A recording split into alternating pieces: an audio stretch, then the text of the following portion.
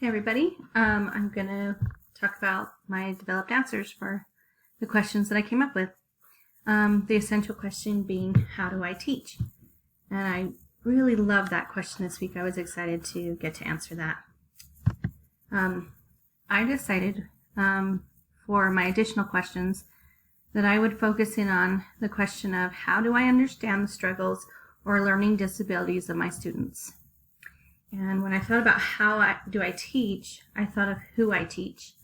And I get to teach at church and at home, but I also get to teach at an elementary school, and I work with kids who all have learning disabilities of some sort. And many of them have terrible struggles in their life. And so I really wanted to know, how can I understand them better? How do I understand them now? So that was kind of my focus as I was reading. And as I read Plato, I realized that I really need to meet my students where they are, because they're all at a different point in learning with their disabilities. And I felt like when I was reading that allegory of the cave, that some of those kids that I teach, they're just emerging from their metaphorical caves. They are just grasping at the light. And too much is too bright for them, and I need to meet them where they are to help move them forward without it overwhelming them. And others might be like, oh, I get that, and I want to go ahead. And I actually had that experience today with math. We were doing algebra, very basic, and one student out of 4 just said, please, please, please, will you let me go ahead?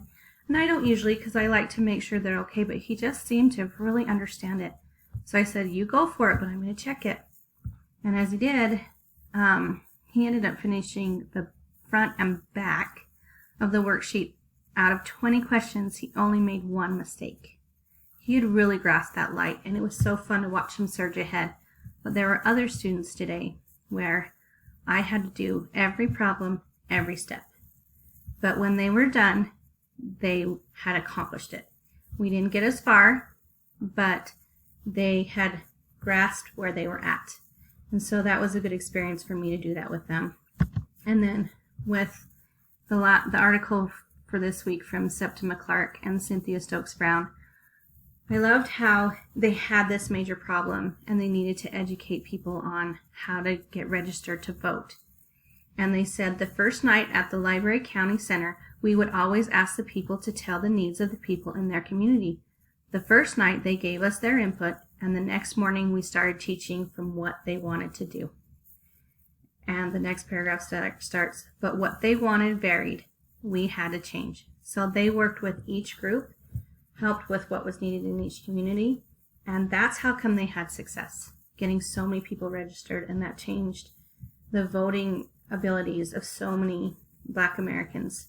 And so meeting people where they are can really help them accomplish what they need to do. And so to me, that's how I want to teach. And that's my presentation. Thank you.